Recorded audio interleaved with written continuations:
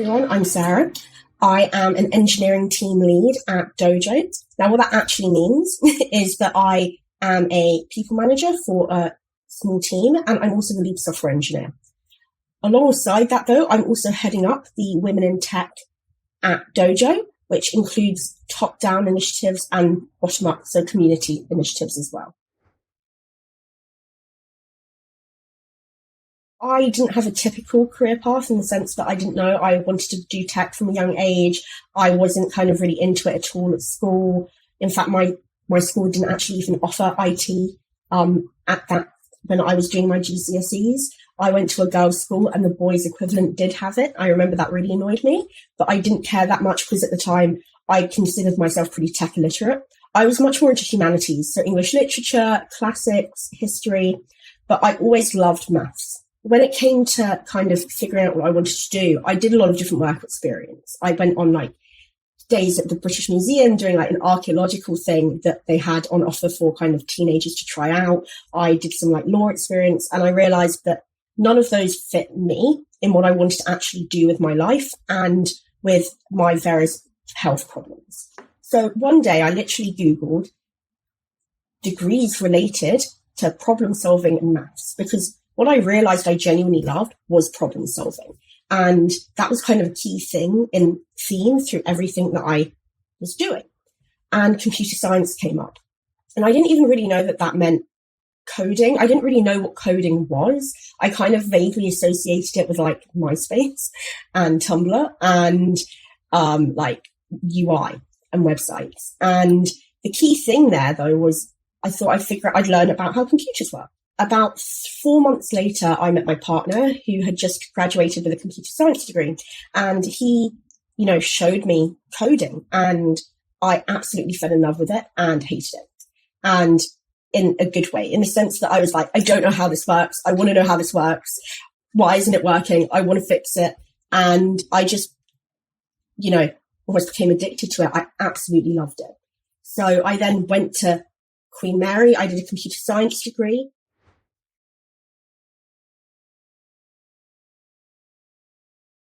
So I always knew that it was male dominated. I was very used to being in male dominated spaces due to various health problems, which meant, especially when I was quite young, that like me and my mum were often the only women in the room. It didn't concern me because I've always been fine being the only woman in the room. What concerned me was that at university, from the get-go, there was so much sexism from my colleagues and from my peers.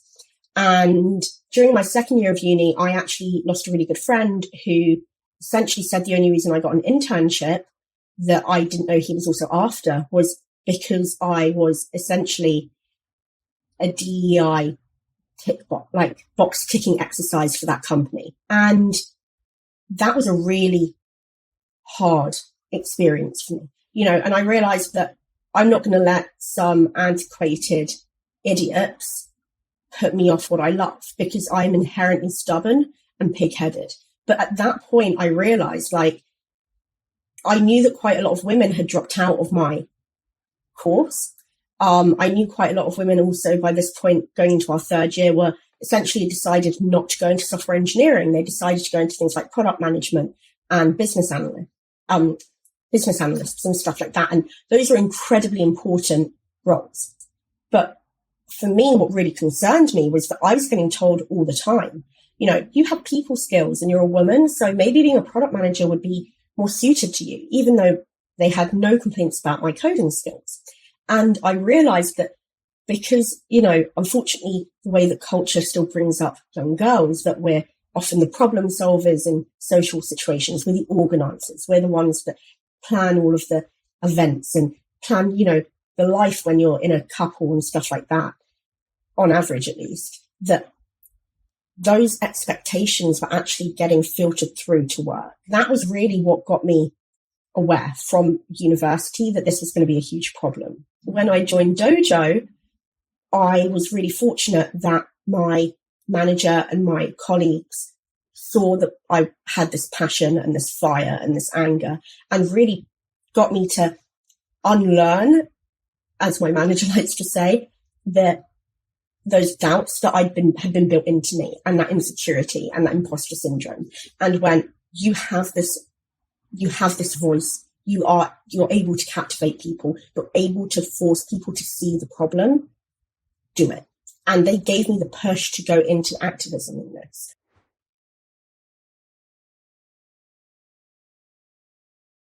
There's so many different approaches that need to happen. There's not one answer. I think something that we need to start doing is actually teaching young boys and young men about how to work with diversity. And I remember reading something recently that really stood out to me about how over the last 40 or 50 years, we've changed the culture with women. We've started encouraging women to go and work. They don't, their only option isn't just being a housewife or maybe, part-time work. Not that there's anything wrong with that, but that, there's been this huge culture shift with women becoming independent. But we didn't have that same culture shift with men learning, teaching young boys and teaching people like young men how to actually have that same culture shift. I think as well that we need to start changing the kind of general way we talk about tech as being a boy's world and a man's world. I know a lot of guys who got into tech through things like gaming, for example. And I think that it's really fantastic that schools are starting to encourage coding and stuff like that. I still see that a lot of the time those are still very male dominated. And I think it's about approaching how we get young girls into it, getting them excited and finding a way to overlap tech with the things that they are interested in. Avenues to get into it is really important. So like the work that Academy does, because for example, for me, the only option I thought there was university. It never occurred to me I could have done something like an apprenticeship scheme or some other type of, education or training, because I just genuinely wasn't aware those were options. And that also, you can then convert, just because you decided when you were a young teenager that you want to do this degree or that degree or this training, that doesn't mean that you're stuck in that forever.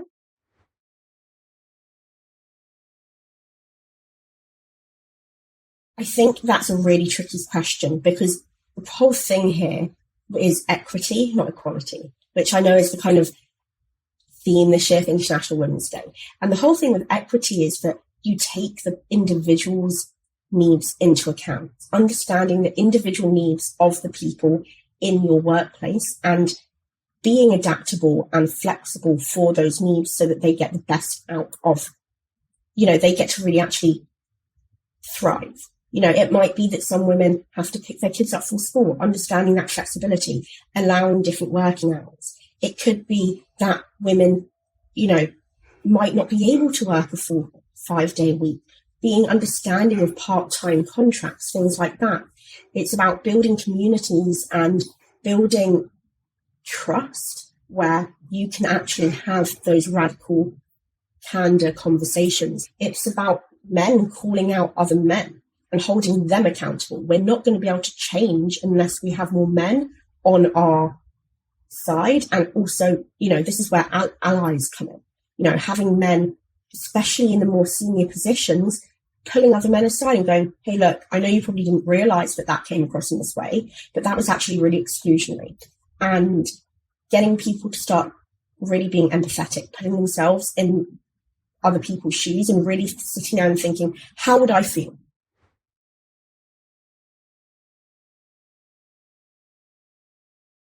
I think that this is something that it's not universal in how to approach this training. For example, some people now have a stigma against the phrase unconscious bias, and some people don't. And it's about managers being taught how to handle uncomfortable situations, being taught how to actually look out for these interactions, being taught how to be self-aware and going, oh, wait, maybe I am setting different expectations on women than men, because that self-reflection is a critical thing. Something that has been brought up to me from so many women, not just at my own previous places of experience, like work, but people contacting me on things like LinkedIn and stuff after reading my blog or seeing some of the talks I've done, is that in meetings, they're expected to get things quicker.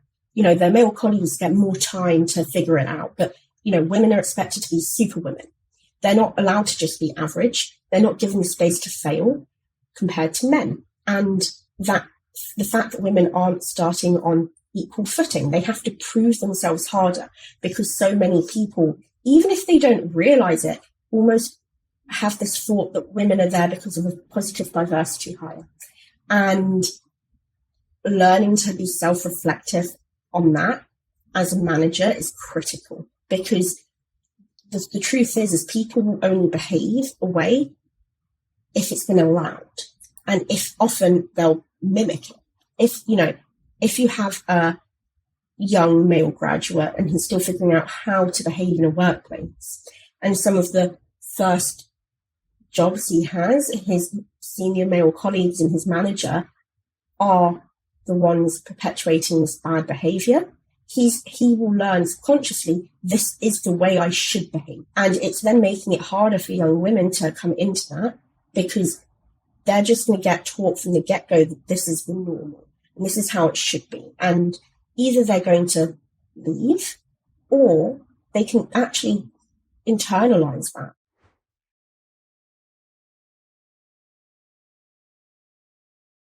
Biggest thing is data, literally anonymous forms. But the key thing here is it genuinely has to be anonymous.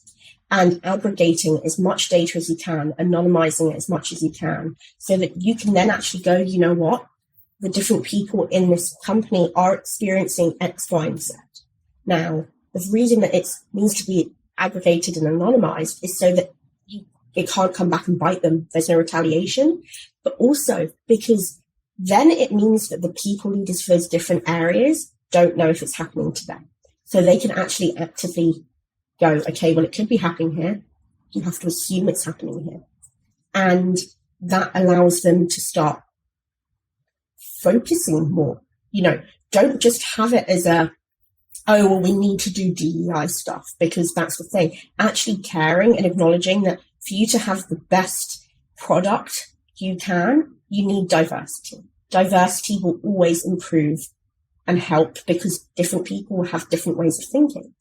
But also having communities, having an actual women in tech community where women feel safe to actually bring things up, having advocates for them to help empower them.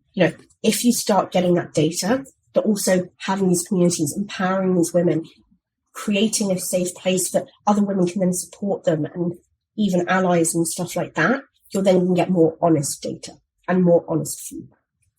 And reverse mentoring is something that I think can also be really great in this, where you've got people in more senior positions where they swallow their pride and their ego and they go, okay, genuinely, tell me what's going on. What can I do better?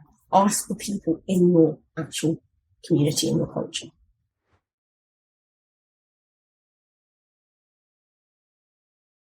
So one of the big things I've been doing, they're titled How to Not Be a Dick sessions. And it came from me having just a lunch with one of our execs after a talk I did in the summer of 2022. And essentially somebody said to him, hey, you really should watch that. You need to go have lunch with Sarah. And that whole talk was about overcoming obstacles with focus on sexism. It's a very kind of hard to formalize procedure, in the sense that what I've been doing is I'll have, to begin with, lunches with different execs. And depending on how high up the hierarchy you are, it's a very different approach. And what's really important with the execs is sitting them down outside of the workplace. And that's a really critical thing, because when you're sitting in a room in an office, people see you, people might hear, and it feels formal, right? Taking it out of that and genuinely telling them what's going on. Going through look, this is what you might think, but this is what's actually happening. These are the stories I've had women come and actually tell me, and they've been anonymized, and I've been given permission to use them and things like that.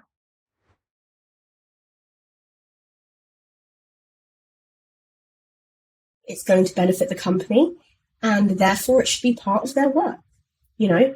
And it's not just for women in tech, it's for all DEI and community initiatives. If you've got LGBTQ plus communities, if you've got, you know, communities for anything, it's only strengthening your own company. So as a manager, that's really important. If I have someone that I'm managing who wants to lead one of these communities, you know, it's just a discussion going, okay, I need to spend 2 hours a week working on these things. Great. Let's make sure that you have the time and that is accounted for in your workload. I have the support that I do. A lot of women don't. That's something that's really important, encouraging people to actually do it. And it's not just in my own time. That's the key thing. 30% of my time is dedicated to this. And that's part of my contracted hours.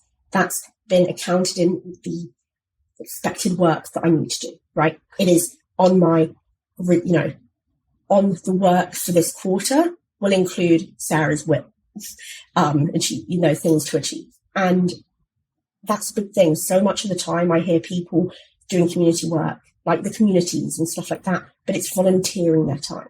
And that's not okay. This stuff needs to be actually built into somebody's work life, because what they're doing will benefit the company, what they're doing will benefit everyone. And if it's just volunteering, well, then you're inherently not going to get the women who have a family and, you know, their kids got a cold and they don't have the time to volunteer.